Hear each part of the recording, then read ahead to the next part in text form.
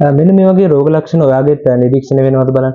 ඔයාට කැරකෙවෙන ගතියක් ඒ කියන්නේ ලොකු කරකැවිල්ලක් වගේ තේරෙනවා, ඉන්න කාමරේ කරකිනවා වගේ තේරෙනවා.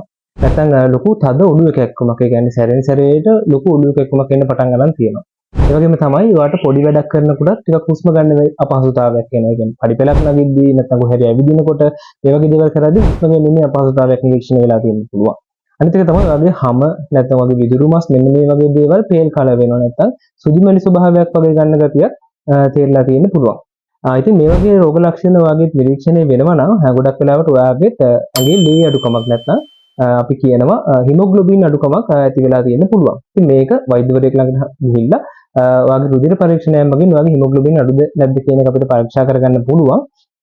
ඉතින් මේක නොසලකා හැරිය තත්ත්වයක් නෙවෙයි. මොකද මේ වගේ තත්ත්වයක් දීර්ඝ කාලයක් තියෙනවා නම් රක්තහීනතාවයක් නැත්නම් ඇනීමික් තත්ත්වයක් දක්වා මේක ඇති වෙන්න පුළුවන්. ඒක නිසා මේ පිළිබඳව සැලකිලිමත් වෙන්න. අපි ඊළඟ වීඩියෝ එකේදී කතා කරමු කොහොමද ආහාර රටාවෙන්ම මේ වගේ ඇඟේ ලේ අඩු ගතියක් තියෙනවා නම් ඒක පාලනය කරගන්න කියලා.